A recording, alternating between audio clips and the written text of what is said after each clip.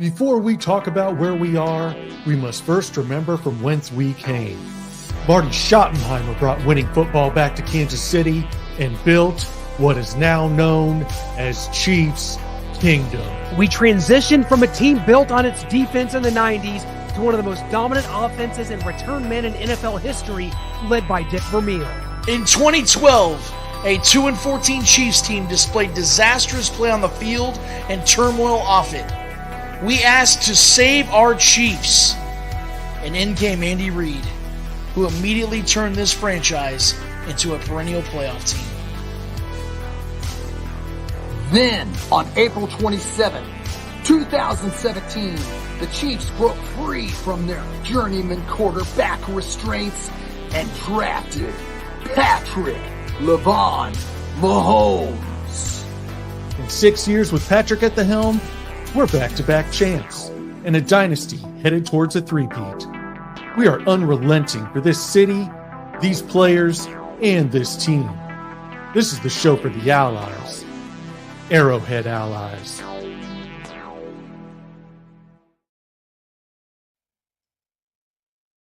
Hey, just like WWE Monday Night Raw used to be preempted due to the Westminster Dog Show back in the day, we were preempted this week here on Arrowhead Allies. It's not Tuesday night, it's Wednesday night, and we're here.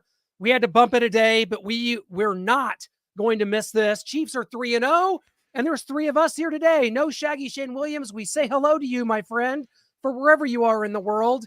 We will be back at full strength next week, but Noah Groniger, Lance Twidwell, myself, we are here. We're going to carry the day. The Chiefs are 3-0, and I think that we can all say that with just a little bit of a straight look on our face, because when you watch a Chiefs game in this day and age, it's the ultimate compliment. You say, the Chiefs won, yay, who do we play next? That's sort of how it works. Lance, you agree? I couldn't agree more. This has already been one of the more stressful seasons of my life, and I grew up in the 90s and early 2000s. So this is going to be fun. I'm glad all three of us are here tonight. I know it's been a little bit different for everybody, but we're glad that everyone's adjusting with us. We're going to miss Shaggy's energy and his fun, but you know what, guys? I think we have enough here on the show tonight. I think we have enough to talk about because, like you said, with a straight face, we could talk about a 3-0 team, but man, I think that there's some dissecting that we could definitely do tonight to talk about how this 3-0 team can still get better.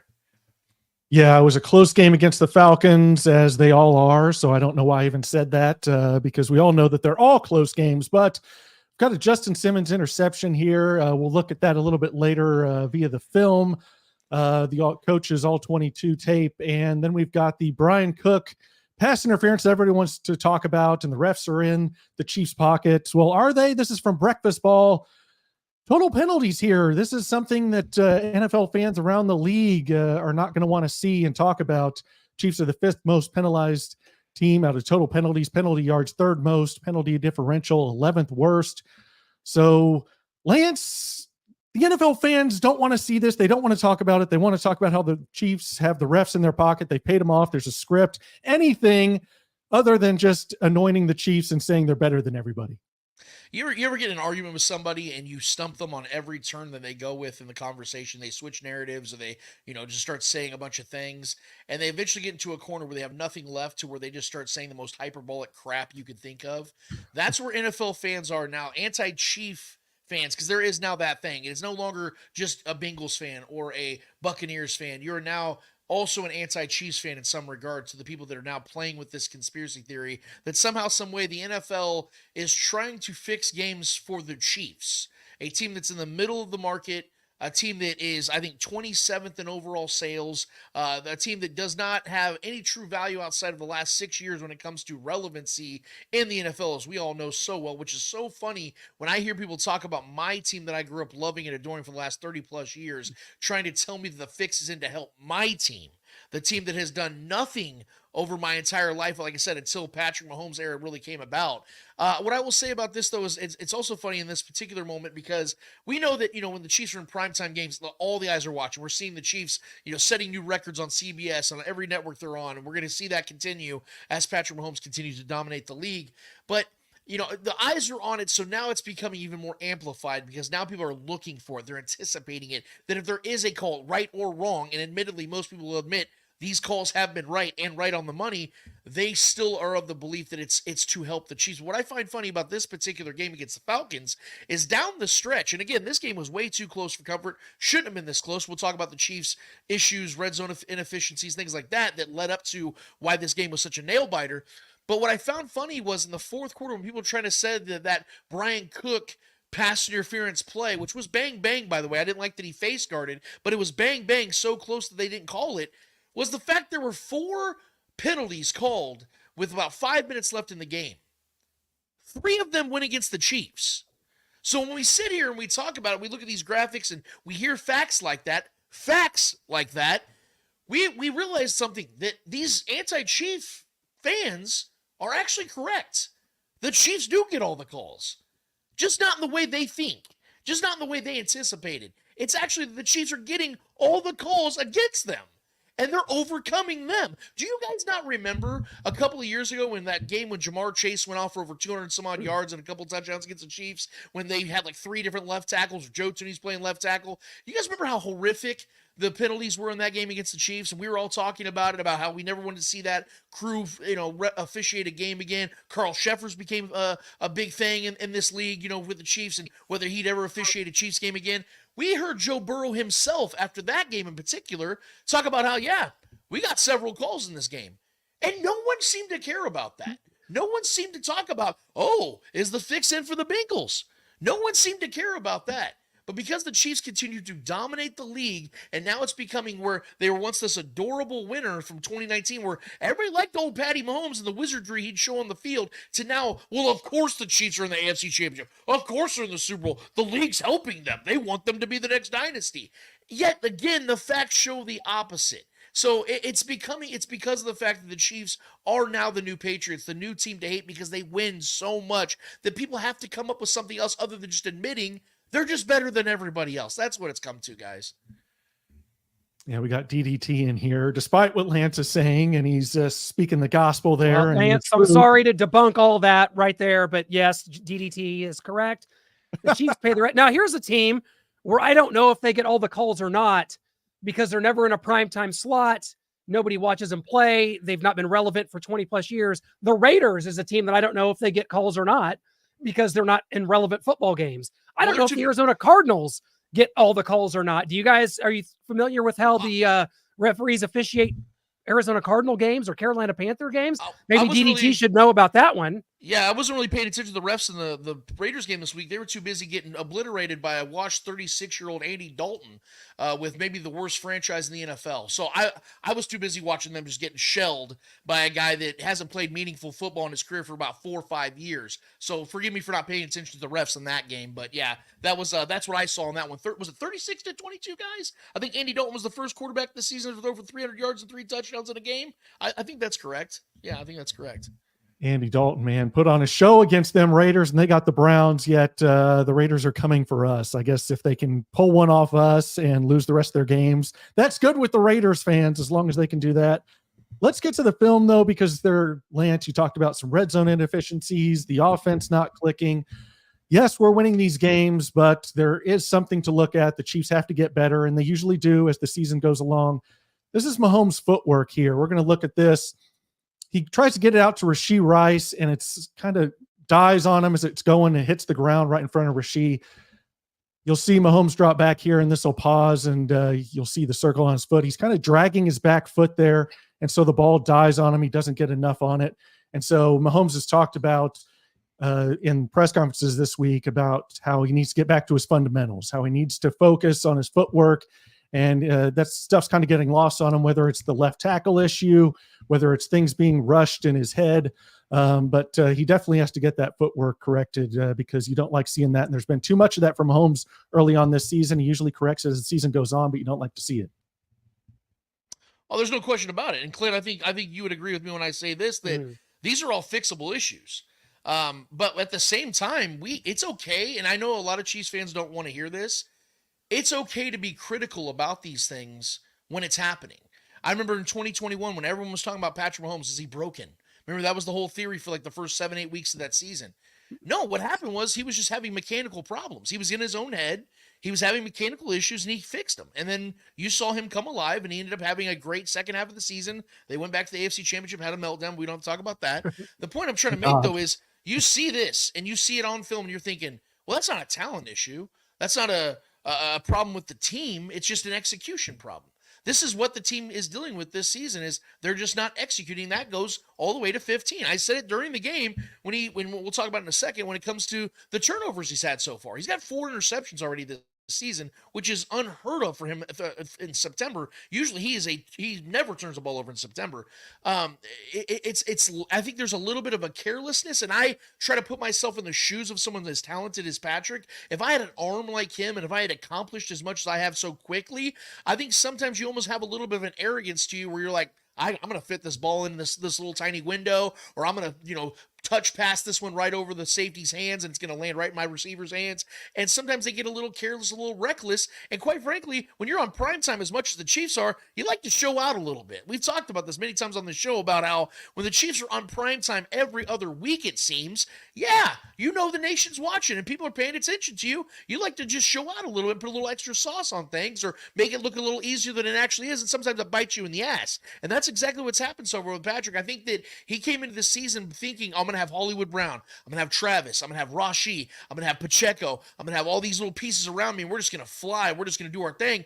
And he's finding out quickly, the league's telling him, we're not going to let you do that right now. You're too banged up. You guys are kind of slow out the gate. We're just not going to let you throw the ball 50, 60 yards in the air all night and have a blast. We're not going to let you do that. So I think he needs to bring it back just a little bit, have a little bit more conservative nature to him. You saw him, doing the quick checkdowns, and that's when the offense started being more efficient, when they had the balanced attack. Carson Steele's getting 5-6 yards a carry. Patrick getting the ball out quick. The middle of the offensive line is protecting him, not getting him a pressure at all. That is where they're at their best right now, until they can get Xavier Worthy a little more integrated in the offense. Maybe one day when Hollywood Brown decides to come back, maybe Kareem Hunt with his new emergence in the offense, maybe, adding those check down passes out and creating with his feet, kind of like a Jerick McKinnon once did. That's when you can start seeing this offense get to a fluidity that I know they can get to. But right now it's all mechanical, man, and we're so early in the season. I don't want to overreact to it like so many people are overreacting to the opposite end of things when it comes to the Buffalo Bills. And, this is the MVP season for Josh Allen. We're not even in October yet, guys. I think people on both sides of the pendulum are just freaking out positively and negatively in what they're seeing in the league so far. Well, that film and Lance, what you're describing begs the question, are we entering the no fun era of the Patrick Mahomes time here in Kansas City? We know Tom Brady had different areas that you could think about in New England, whether it be him as a game manager when he entered the league, or the high flying Tom Brady when he had Wes Welker and Randy Moss. But right now, as you can see, yards, depth of target for Patrick Mahomes, the numbers so far through 3 games are down to just 5.2 yards per attempt. I think Kirk Cousins was averaging about 8 yards per attempt, 3 more yards than Patrick Mahomes. Noah, it's a simple question. It's a simple thing. We've talked about it for 2 years. Are we in the no fun era? Patrick Mahomes, we thought it might be over, but because of some of the things Lance brought up, injuries, and having to retool the offense around guys like Carson Steele at running back instead of Isaiah Pacheco, no Hollywood Brown, are we still in the quote-unquote no fun era? Absolutely. I mean, you heard Mahomes last year talk about how he didn't have any fun, and he's talked about it this year. He's already in press conferences. He's talking like, I hope this doesn't last. I hope we can figure it out. He believes that they can. They usually do. It took all of last season. He said, I hope it doesn't take as long as it did last year. And I think we all echo that in Chiefs Kingdom. We hope it doesn't take them as long to figure things out and get things working. And with Rashee Rice as the number 1 receiver, you trust Travis Kelce's going to get integrated, especially coming up against the Chargers. We'll talk about that a little bit later. But I want to go to this Justin Simmons interceptions. This is number 6 on Patrick Mahomes. Nobody else has more than 2. And you'll see that Kelce was a little bit open there in the flat, running an out route here, but he's trying to get it to Noah Gray. He needs to throw that earlier on a line, and it needs to have some zip to it. He floated it, and it was a little late, and that allowed Justin Simmons to come right over and pick that off for number 6. And Mahomes is like, man, just sometimes that stuff happens, but I don't know why it is when I play Justin Simmons, it seems to happen basically every time. And so you see it's just floated there, and there's just something a little mechanically off with Patrick Mahomes. Again, he got beat up in that Bengals game. Could it be that he feels rushed up a little bit, worrying about what's coming from the left tackle? Is it just that he needs to focus on his fundamentals? And like Lance is talking about, he wants a little flash and to show off a little bit. And he's thinking about putting up these big numbers, and he's got all these weapons, and they're going to be more fun this year. He didn't have fun last year. He's going to make some fun this year, and it's catching up with him. And no one's having a lot of fun except the wins. We're 3-0. We may win another Super Bowl. That's always fun, but you want to have some kind of more fun beating teams by larger margins than they're doing so far. It is, but Justin Simmons, and props to him, a classy guy. They talked to him about his success he's had against Patrick Mahomes last week, and he put it all on Patrick Mahomes, said, hey, he's the best in the league. He's the GOAT right now. And I've been fortunate enough to play him enough times to amass these stats. And here he is again, Johnny on the spot, and on a ball that Patrick Mahomes, like you said, there's no zip on that. You got to have that in your receiver's awaiting arms in the back of that end zone to drag his feet and make that play. And you've seen that a couple of times. You saw it last week against the Bengals where you didn't see the linebacker sitting there. You've seen it enough times to where things just feel off once again. And I think that some of the pieces, these puzzle pieces that we thought were going to be an integral part of it, aren't here. You saw all training camp. I mean, Juju's trying to get back in and acclimated. He caught a touchdown. Rashee Rice is having a tremendous start to the season. He's, just what is it, like 100 yards away from having the greatest start to two seasons in Chiefs history. Yep. So there's only one way to go, and that's up for this offense. That's the bad news for the rest of the NFL, as the Chiefs are 3-0 through what I consider the toughest 3 games that anyone's played so far. But this season, it's all ebbs and flows. We know how it goes. This team will be a lot different version of itself in December and in January. Oh, and let me add one more thing to this real quick, guys.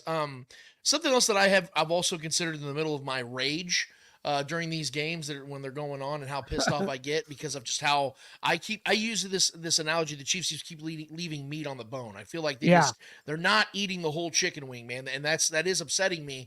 And I know it's fun to watch like Josh Allen going and whooping the Jaguars, things like that. But I also remember that the Chiefs have played more football over the last 6 seasons than any other team. And a lot of these guys, or at least key players on this team, have been a part of almost the entire ride. So there's a certain level of, staying motivated in September and October, November, in the first portion of the season when winning has become such a, I hate to say it, but like a given to this team, because as long as they stay healthy, they're winning 10 plus games. That's a given at this point. They're just too talented and too well coached. So barring any major injuries, they're going to make the playoffs, more than likely win their division, things of that nature.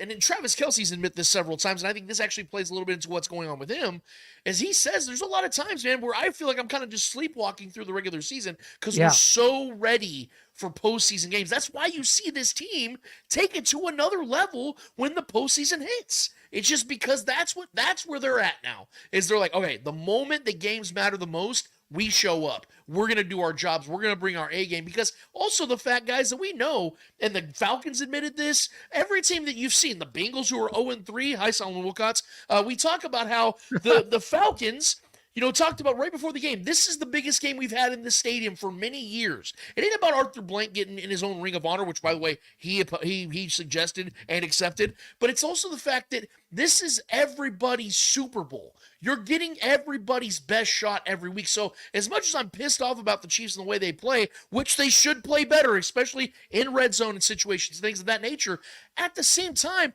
I do give this team a little bit of a break and a little bit of a pass, because one, everybody's coming for you. You're the most hated, the team that everyone's seeking to beat. You're the biggest story every single week.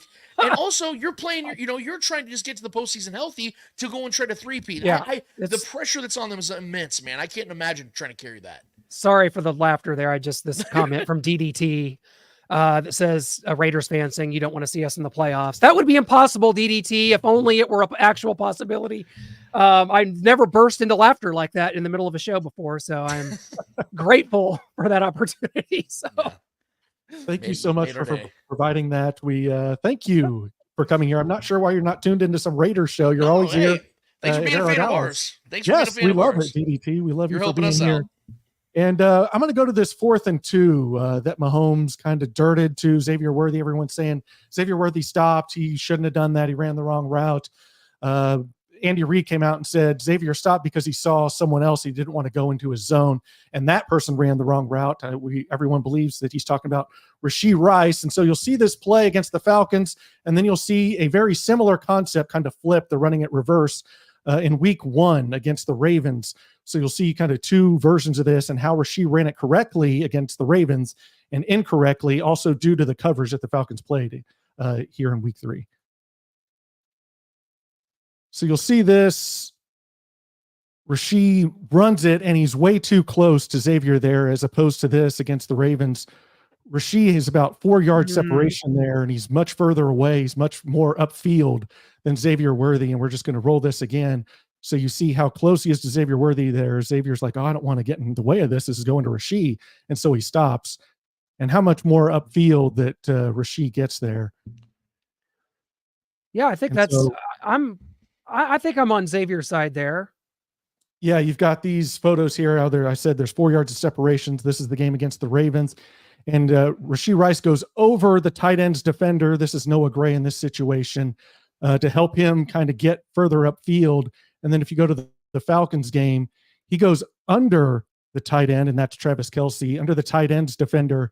And so that has him much more up close here to Xavier Worthy. And so he needs to kind of split those defenders, or if he does take that underneath route, turn upfield so he can give some separation between him and Xavier Worthy. And so that's kind of what went wrong on that play. And then with the 4th and 1 or 4th and inches, we all love just watching this, how Leo Chenal just mans Jake Matthews, the all-pro left tackle, into the backfield, and Nick Bolton scrapes right off there. And good job by Brian Cook and Jalen Watson out there doing that. So getting some push and pushing them back, allowing Nick Bolton to get there and stop Bijan Robinson on 4th and inches. And welcome back to the NFL and to the Kansas City Chiefs, Mr. Nick Bolton, Yeah, who has struggled mightily in the first 2 weeks. And I thought he looked like a different player on Sunday. And that's a great sign.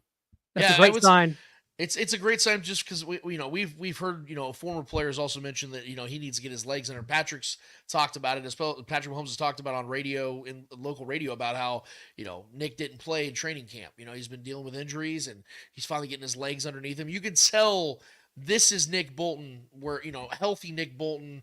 Focused, locked in Nick Bolton, because he's one of the best tacklers in the league. There's no question about that. And you saw that in that execution of that play. Open field tackle, makes the play of the game. I think Nick Bolton deserved the game ball, quite frankly. I think he had 8 tackles in the game, heads up play after heads up play, and he looked actually pretty decent in pass defenses, which is actually the only place I really focus on with Nick Bolton, because I'm never worried about when Bolton's on the field. I'm confident he's going to make tackles. I'm confident that he's going to stop things within the 5-10 yard radius of things. What I'm worried about is when it's 3rd and 6, 3rd and 7, and we know that it's a pass down, and Nick Bolton's out there in the middle of the field. That's where I'm concerned, and that has nothing to do with his health. That has everything to do with where his head's at and whether he's picking up his guy or not. Outside of that, I have no complaints for Nick Bolton. He had an awesome game, and I think he's going to continue to build on it. Hopefully that back, I think it was spasms or something like that he was dealing with. Hopefully that doesn't continue, because I know that can be something that can linger throughout the season. And if we've seen anything from our linebacker play, we're going to need every single one of them to stay healthy, because it's been pretty shallow waters in the linebacker room this year, man, because tight ends been picking on them all year. I hope that starts to change, guys, because that looks pretty ugly out there. But real quick, I wanted to talk about that play you mentioned about the difference between the Ravens game and the Falcons. I want to actually give the Falcons some credit, because if you look at that film, they did a really good job of pushing the Chiefs receivers closer to the line of scrimmage. Yes. You notice they played a really like a crunch style of defense to where they're not letting them be spatial. So that Dennis Allen and his guys were filming that, or watching that film all week about, okay, we know they're going to try to run this play. They might try it on the opposite end, which they did, but we got to make sure we keep them all in front of us. And that's what they did. And I think that what that did is that caused a little bit of a confusion for Rashid, where he couldn't run his route as sharp. I'm not making excuses for him. He should have ran it better. But if you notice how tight those defenders are in the middle of that field where they're about to make their breaks, it definitely looks like they made it harder for Rashid to get that separation. That's ultimately why I think that route ended the way it did, man. So these are things the Chiefs are gonna have to adjust to, man, and they're gonna have to figure these things out. Because like you mentioned, Clint, about how we're expecting high flying offense and things of that nature.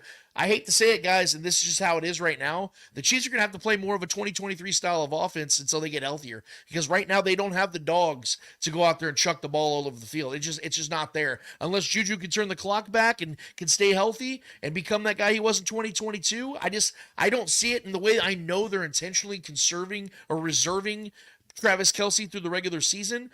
And I'm going to say this real quick. Everybody needs to quit being so worried about Travis Kelce. I'm just going to throw this out here real quick. I know he's not putting up numbers, and I love watching Travis Kelce go out there and put up numbers. It's fun as hell. And he's going to have games like that as the season goes on. But look at the film. We just showed it. There's been plays, even on the interception play, Travis Kelce's open. Travis Kelce is open a lot, and defenses are double teaming him. People have been talking about this all day on Twitter about, well, Travis Kelce can't get, he's not putting up the numbers anymore. He's getting double teamed now. That's the point. Is if defenses thought he was washed, why are they playing him like that? If they thought he was washed and couldn't get things done, why are they putting 2 of their 11 defenders on him? They would put that on Rashee Rice. What Travis is doing right now is he's getting things open for other guys, which is a blessing in disguise for this offense down the run, because it's going to build chemistry with Xavier Worthy and Patrick Mahomes, Rashee Rice and Patrick Mahomes, and any of these other weapons that Patrick needs to sharpen their relationship with, because we know the GOAT connection's there with Kelce. That's never going to change. So they're going to have that as the weather drops and we start getting closer to the postseason. That's why I'm not worried, guys, because Travis Kelce still shows he's getting open and he's drawing defenders. That's why I know the man's not washed. Is he still 2018, 2019 Travis Kelce? No, he's 35. But he's still an effective, deadly asset, and that's going to be evident when it matters the most, because he's at that point of his career now, guys, where he's just picking and choosing, and that's what the offense is doing to keep him healthy and fresh for when it matters the most, because this three-peat is the ultimate goal, guys, not putting 36 points up in week 3. Lance, I was for sure that was a transition into our promotion for Travis Kelce tonight on FX, episodes 1 and 2 of Grotesquerie, where I thought maybe you were giving like a spoiler alert or something, that Travis Kelce and being deadly, like, is he the killer of this show? We'll find out tonight on FX. Probably won't find out tonight, but check out our guy Travis tonight, guys. He's a lot of positive reviews, and actually, I know, Lance, you're a big horror guy. Noah, we love horror movies our whole lives. Like, this show looks kind of interesting. I'm sure it's not, but it looks kind of interesting. It's hard for a show to grab me and hold me, guys. I'm just being honest with you, but I know actors like to, rub shoulders with everybody that's famous. Travis Kelce's an A-lister now, and he'll continue to be. But I did see a lot of reviews from other actors he worked with that said that he not only knew all of his lines and was on time and was, big time anybody on the set, but knew everybody else's lines while he was on the set. So he was like ready. He was ready, man. So yeah, this dude, no matter what he does, he's great at, man. I'm excited to see this as well. And I saw his couple lines in the show. I'm like, oh man, he might actually play like a pivotal character. He may not be on the show a lot. Like, I'm not saying he's gonna have 40 scenes in the show, but the 5 to 10 he might have, they could be pivotal, man. I'm pretty stoked about this. It's pretty cool to see our players in Kansas City become like moguls, that transcend to other parts of entertainment. I think it's great.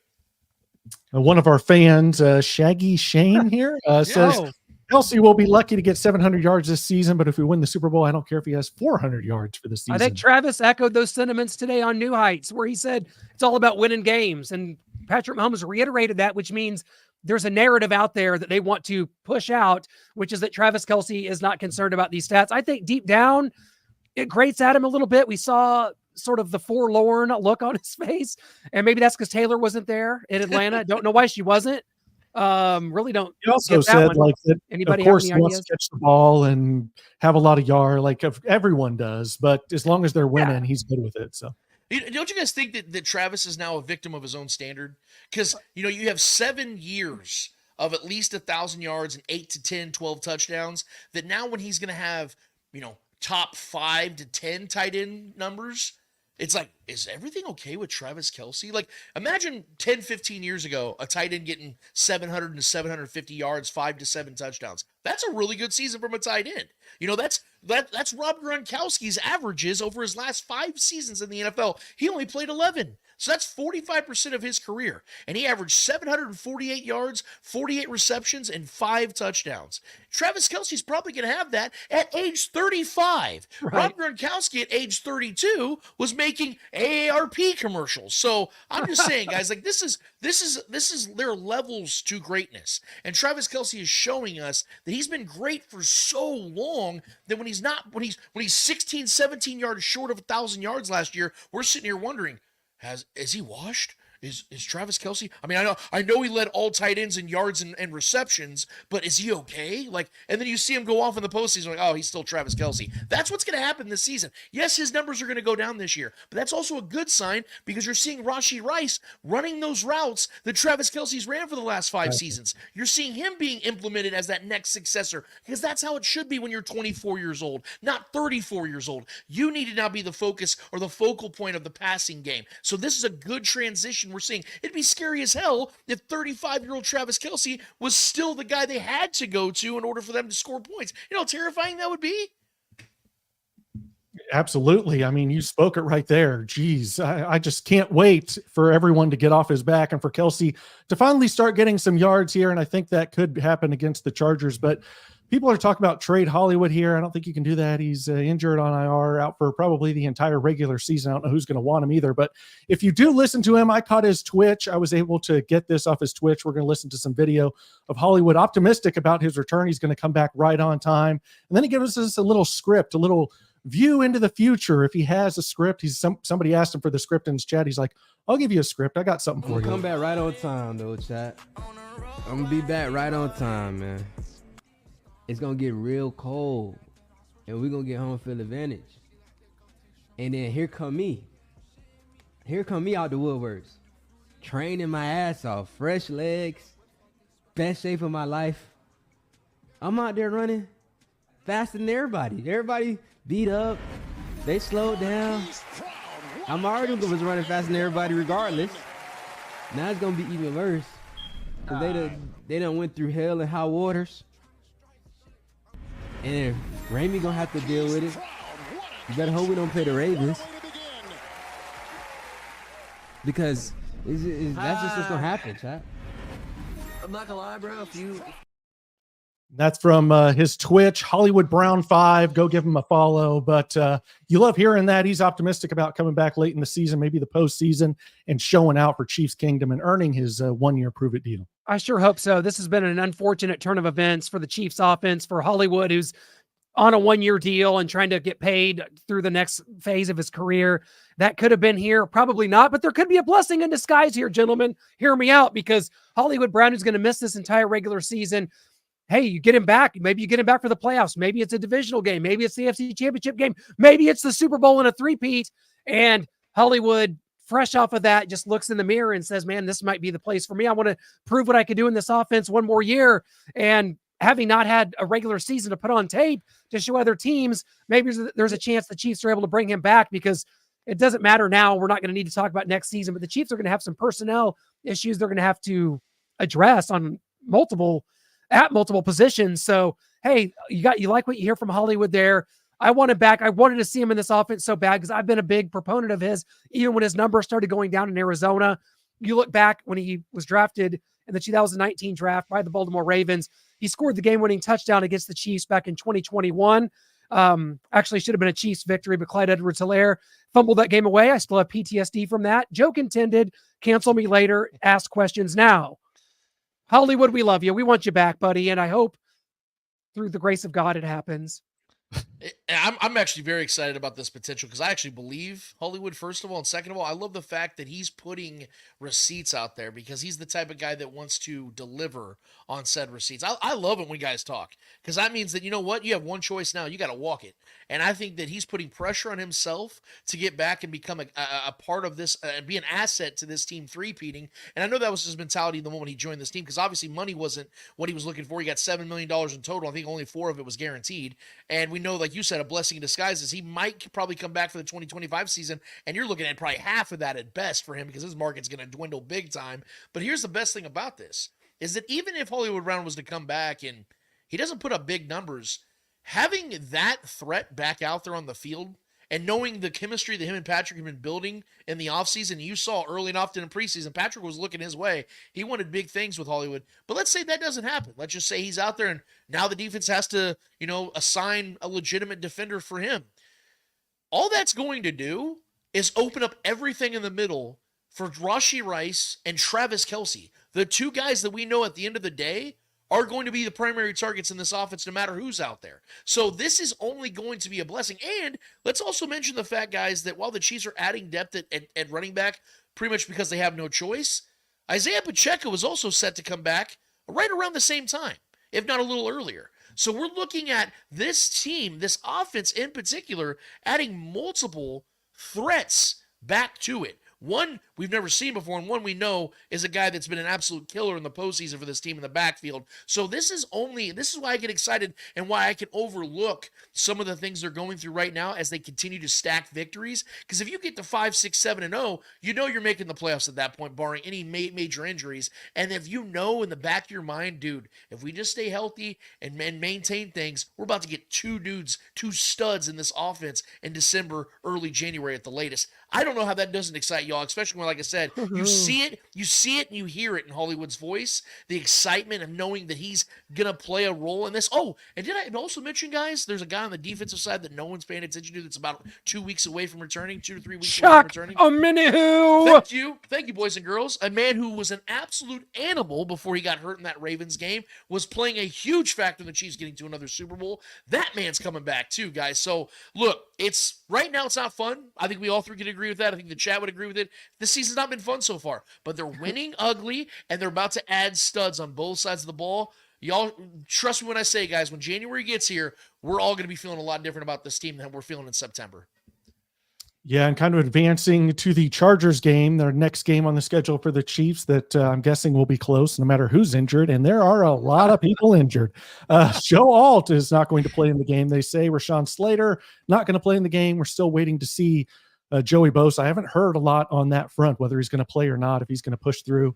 And Justin Herbert sounds like he is going to attempt make every effort and attempt to play in the game, whether he can or not. I'm guessing that'll be another pre-game workout that they test out the ankle, see if he can go. But indications early on is that he's going to try to play this game. So what do we make of this Chargers team heading into this? They found a run game, but now they've lost their 2 tackles. They've got J.K. Dobbins. They've got Gus Edwards, but now they've lost their tackles. We don't know if Herbert's going to play. We don't know if Bosa's going to play. There's a lot of question marks. Obviously, Derwin James is out. He's suspended for a dirty hit. Shocker. God, I got to be honest. It is. There you go. Another thing right there. And the truth of it is, I thought this was a game the Chargers were going to win a week ago at this time. I thought the Chiefs were going to go to LA, and with Jim Harbaugh, obviously Derwin James, there's the hit that kind of sent him to the bench for this week. I thought this was a game the Chargers were going to win. You like the way they're running the ball. You like the way they're playing defense. You like what Jim Harbaugh has brought to this organization. And it is going to be a turnaround. It's going to take some time, but with these injuries, with what's going on, it's really hard to say. I think that the Chiefs right now aren't really capable of just blowing somebody out, no matter who's on the field for anybody, whether it be Easton Stick or Taylor Heineke, who just signed there.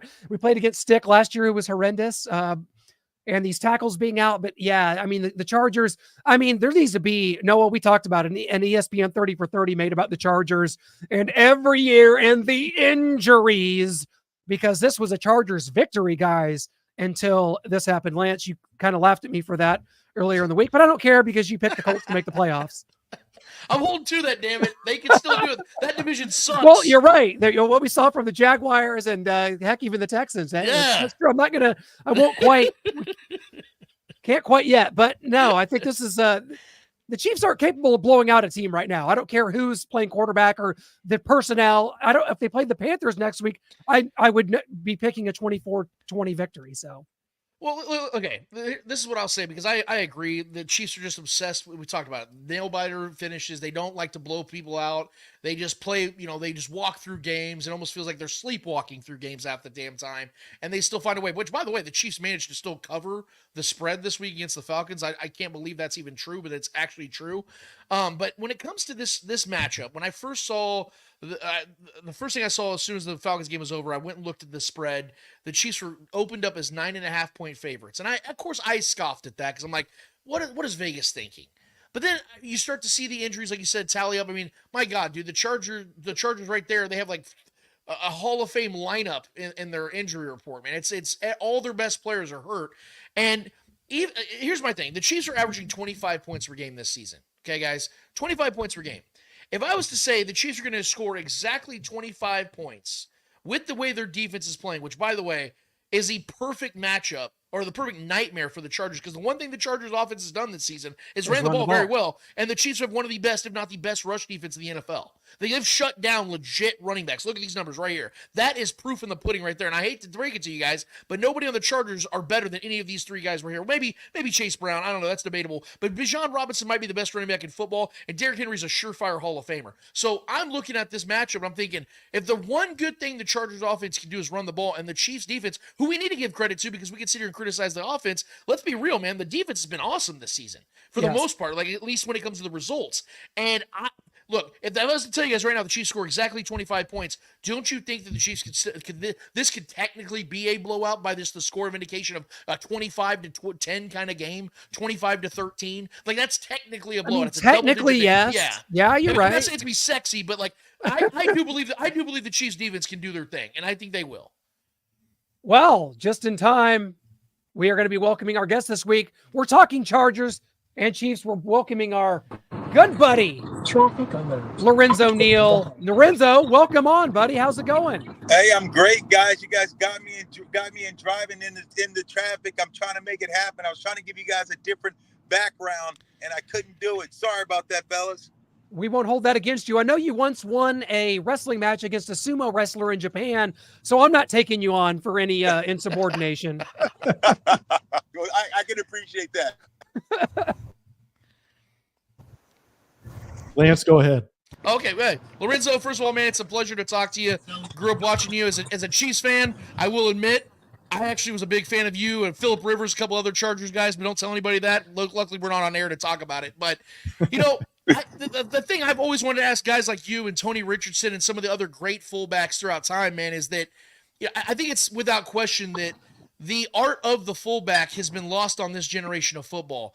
And that kind of saddens me as a kid that grew up in the 90s and early 2000s of being able to really admire the position of the fullback, because you're the extension of the offensive line. You're that pioneer that opens up things for great running backs. A lot of times people love praising Priest Holmes and LaDainian Tomlinson, but they don't see the greatness of what you and guys like Tony Richardson did that made that possible for those guys to find those lanes.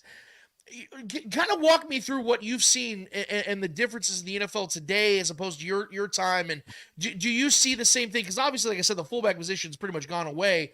Does it kind of sadden you as well, man, that it feels like you're this legendary player, but your position doesn't really have a representative anymore? No question. It's like a dying breed. We're the last of the Mohegans. And when you see the fullback position not getting the credit in what it deserves to get, it saddens me, because now we're in a pass-happy league. Guys don't want to be as physical. The game has just changed tremendously. I mean, I made my money using my head. Think about when you guys watch me play, I was going head first to hit the linebackers, and that's why I wore the big neck roll. And you don't have that type of hitting anymore. In football, let's face it, football is a contact sport. Guys are going to get hurt. Guys are going to get injured. We understand that. But it's just sad that you don't let guys play, because now you have watered down the game. Yes, there's still some big-time hits. And yes, the average person couldn't handle football right now because it's still the speed and the velocity guys are hitting with. But now you can't drop your head. You can't use the crown of your head. And I understand they're trying to make it safety, but you look at what's going on. The kickoff return has been changed, gotten guys less impact. And I understand that you want to minimize injuries, but this is a contact sport. Boxing's a contact sport.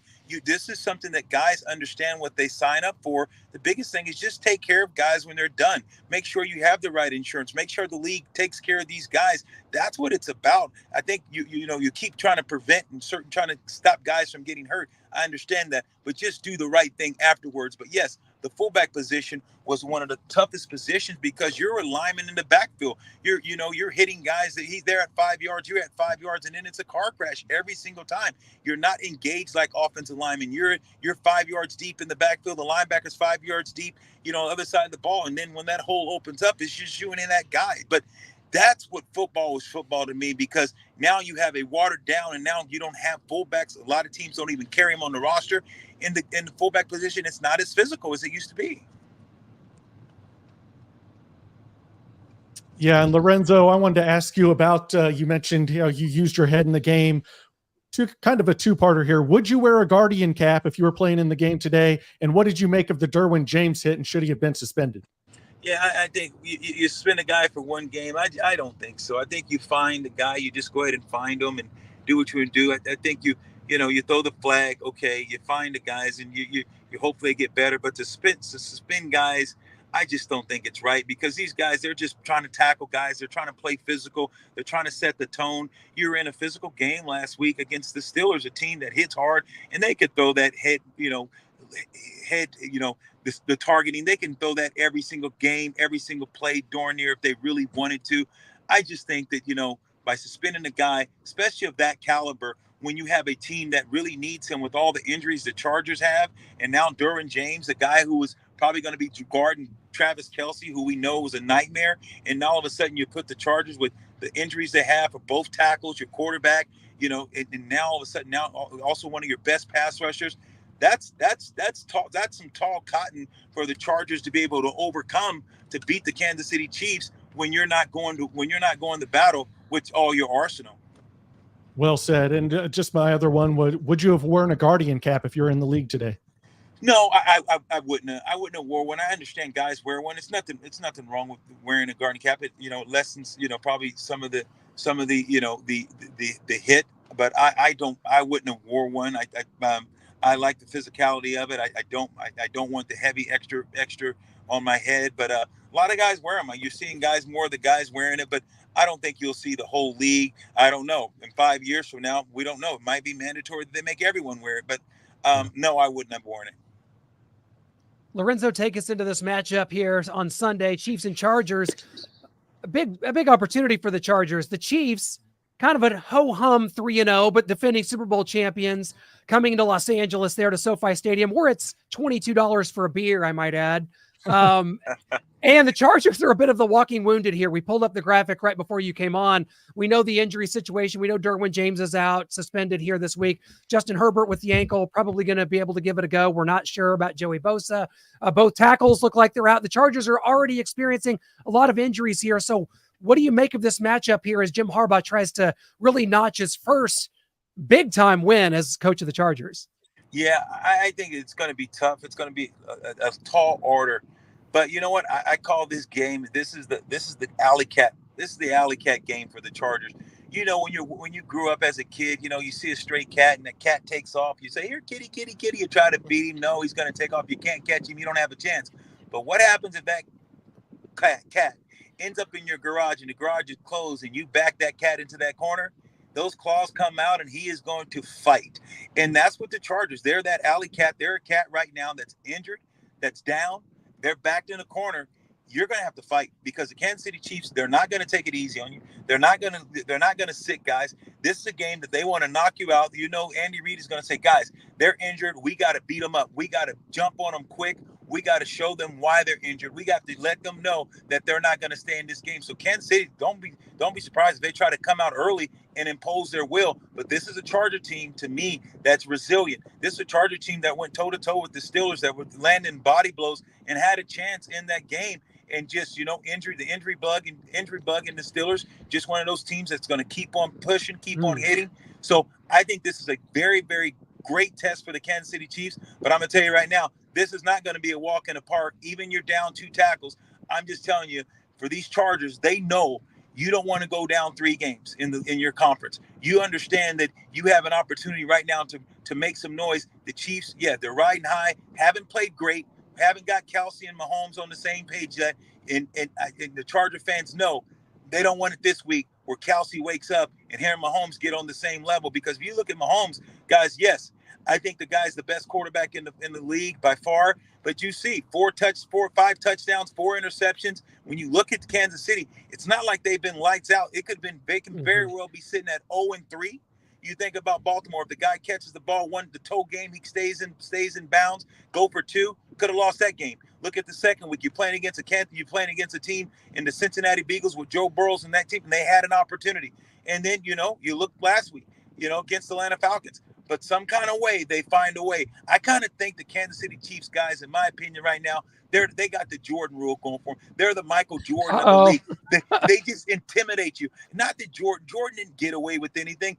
Guys, remember how hard they used to foul him and how they used to beat him up, and he started training and getting tougher and bigger and stronger. And Jordan had that effect when he walked on the court. Team said, "Oh my God, it's Michael Jordan." And if you let Jordan stick around long enough, he was going to hurt you. The Kansas City Chiefs, they have that same type of mystique.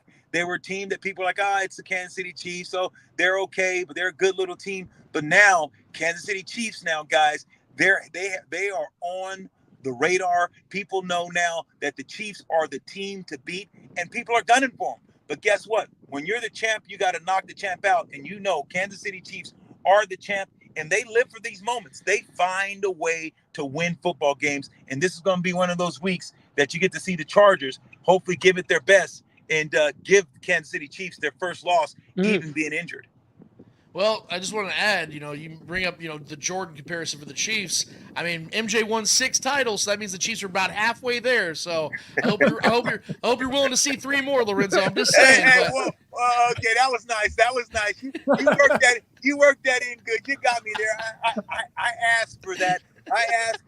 But we don't have to go back to back to back. They're not that much of Jordan, but I think they're not that much Jordan. I think Minnesota is a team that you look at the Minnesota Vikings. You look around the league. It's some tall cotton this year. The league has gotten a lot better. There's I have not seen a no dominant team. Maybe Minnesota, but when you look at around the league right now, there really is not a dominant team this year. So hey, I think the Chiefs, you got to beat the champ. You understand that, but it's just a good year for football, and it's going to be interesting to see how the Chiefs fare against the Chargers, a wounded Chargers team, but it's playing at SoFi where the Charger fans, they're going to come out, guys, and that stadium's going to be rocking. Well, before Clint goes, I want to ask this question real quick because we had Sean Merriman on the show, former Charger, obviously. I asked him the same question. I wanted to get your thoughts on it as well. When it comes to the Jim Harbaugh era, he had a lot of success with San Francisco. It was a ready-made team. Was there for 4 years, kind of a flash in the pan thing, and boom, he was gone.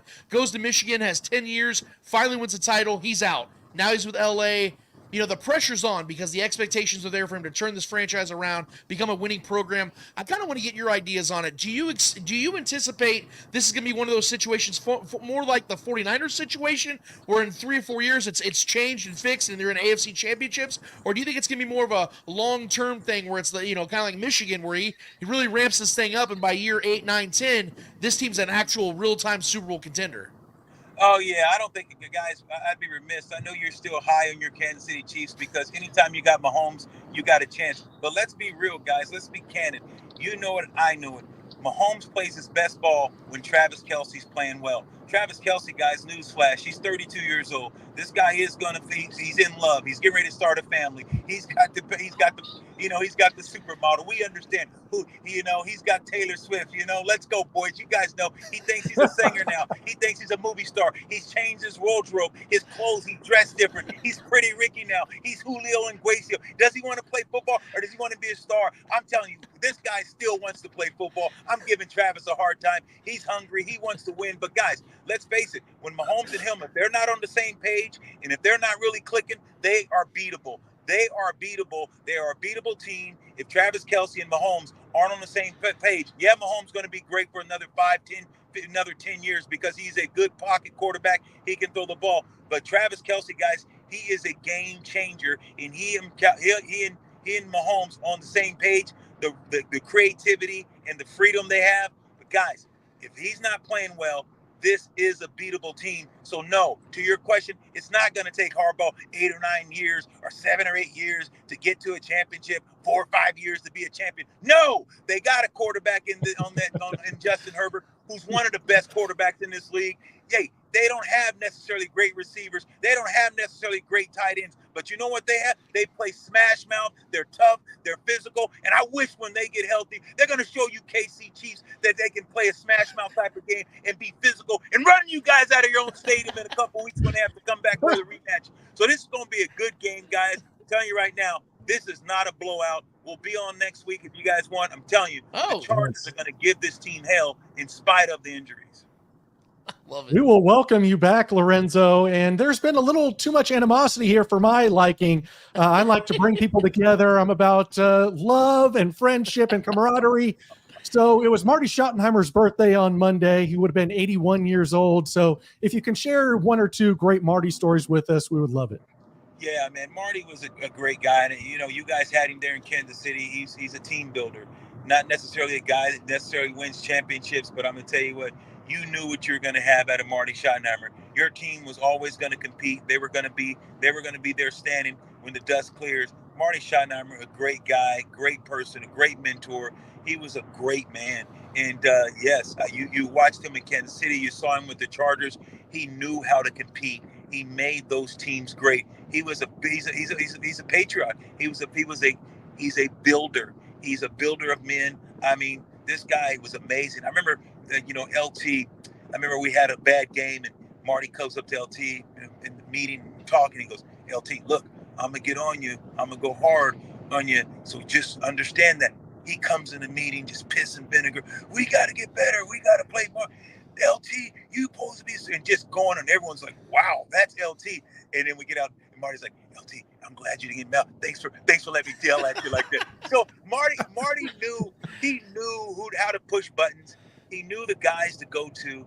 He understood guys that had a lot of gravitas, guys that were leaders that he knew, hey, look, I have to have my leaders be coachable. And LT, you guys know, one of the greatest, if not the greatest running back that played this game. And when you have a Marty Schottenheimer that can go to that guy and belittle him to get the team to play at a higher level because he wanted to go after the biggest and baddest guy, that says a lot about your coach that understood the importance of making a team come together. So, man, Marty was amazing. He was about family. He let guys understanding when, hey, look, wife's pregnant. I remember my wife was getting ready to have our twin daughters. He's like, she was, any day. And he said, called me up, "Lorenzo, I don't need you coming to practice today.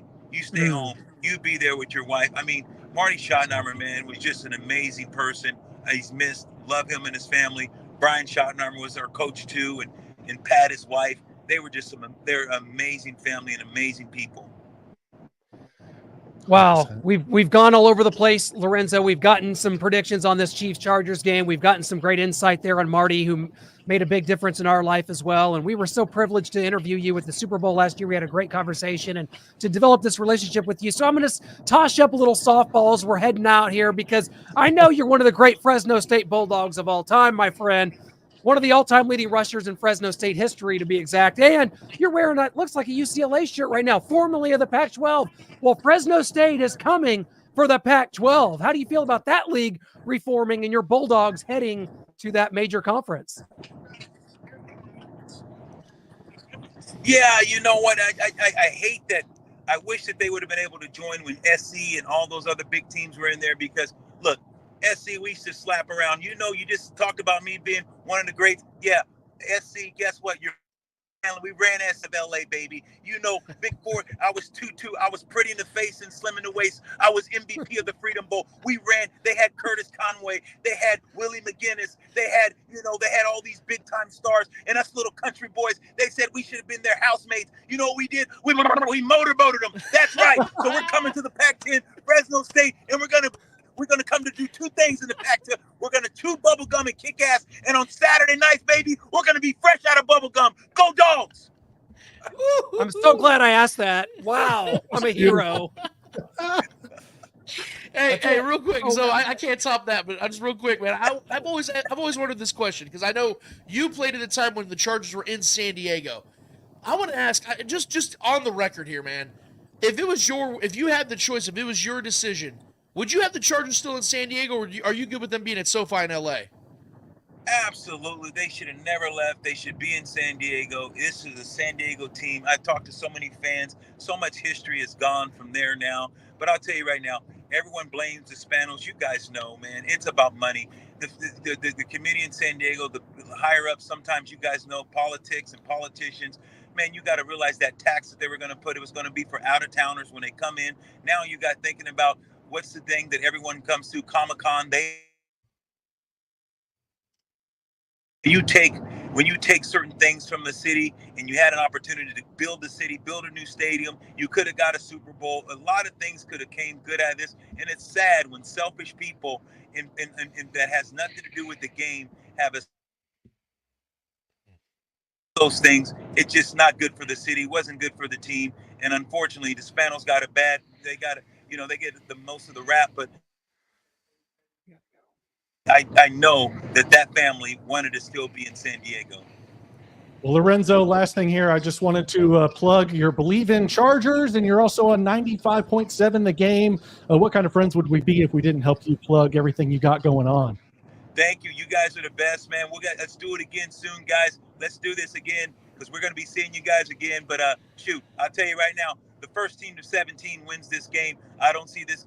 It's not going to be a high-scoring game. Chargers going to find a way to slow them down, frustrate them, and I think that if the Chargers can hold them under 17 or less, they have a chance. If it's a high-scoring game, you already know Mahomes and Kelsey, they got loose.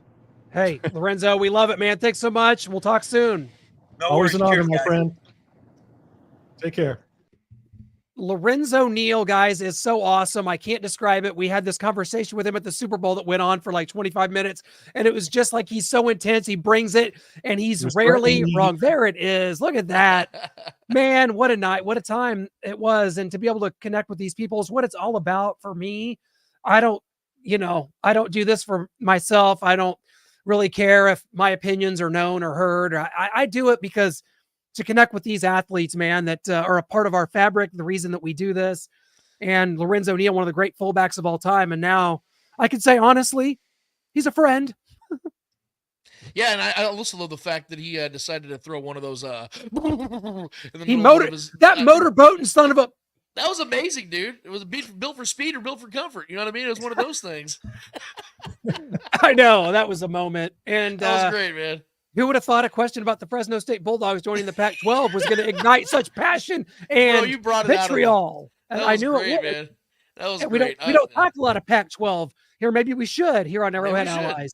He'll start becoming a regular. Colorado State and Fresno State and Washington State and Oregon State. They're going to make a league happen, baby. Hey, yeah, Lorenzo said or what?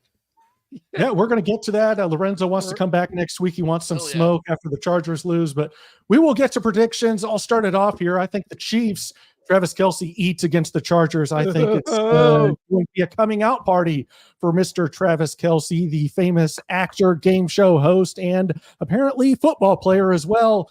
And I think the Chiefs are going to reach their ceiling. They are going to explode. They're going to do what they seldom do, and they're going to hit their ceiling of points. And everybody knows that is 27 points for this offense in the last 2 years. So 27-24, Chiefs escape with a victory. And of course, that's if Justin Herbert plays. If he doesn't, then everything's off the table, and it's just a Wild West out there, and a million points, maybe Easton Stick or Taylor Heinicke throwing a bunch of interceptions. But I think Justin Herbert's going to play 27-24 Chiefs. Lance, go ahead. I got to think. Yeah, you're good.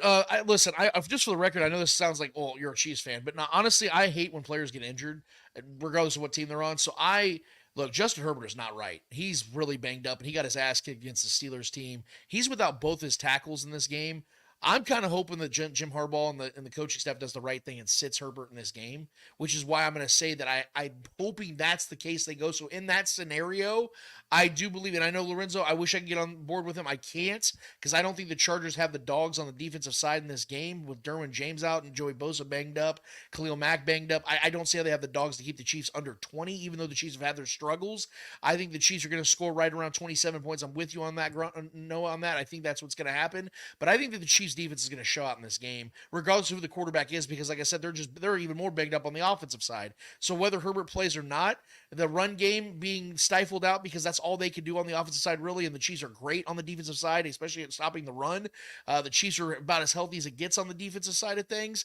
I think the Chiefs are going to keep them under 14 points. So I'm going to say right now, believe it or not, I actually do believe the Chiefs are going to have a technical blowout in this game, even though it's going to feel like a sleepwalk. I'm going to say 27-13. 13. All right, Clint. Okay, I like this. I'm trying to really formulate because you're trying to make assumptions. You're trying to think about how this goes. What if Joey Bosa does play in this game? What if Justin Herbert's there and they develop a game plan where they can run the ball with Dobbins and keep him doing short drops and short passes and mistake-free football, which is what Jim Harbaugh wants to do. And I do see a route for the Chargers staying in this game and making it interesting. I really do.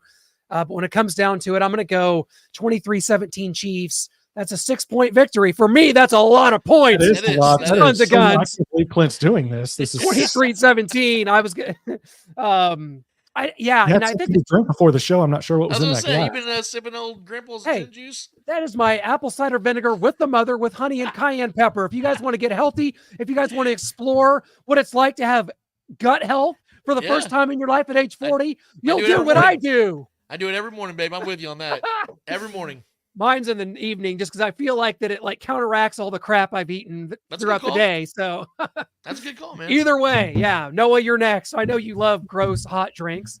Yes, more, please. It's enough that I drink water all day and that's it. I want a Sprite. I want some alcohol. I just can't do it. All I get is the water. I got one kidney. All I can do is get the water down. I don't know if the apple cider vinegar is going to agree with me. Man, I'd say you'd be all about it, man. I think that this is good. Guys, we're entering a part of the season. I hate to say it. I hate to predict it. I hate to do it. There's going to be some fun. You got the Chargers coming up. You got the Saints on Monday Night Football. And we got the Tampa Bay Buccaneers coming up on another Monday night game a couple weeks after that. You got the Raiders. You got the Niners. This is the meat of the schedule. This is when the Chiefs are going to make their hoe. There's a big road to hoe to get the number 1 seed.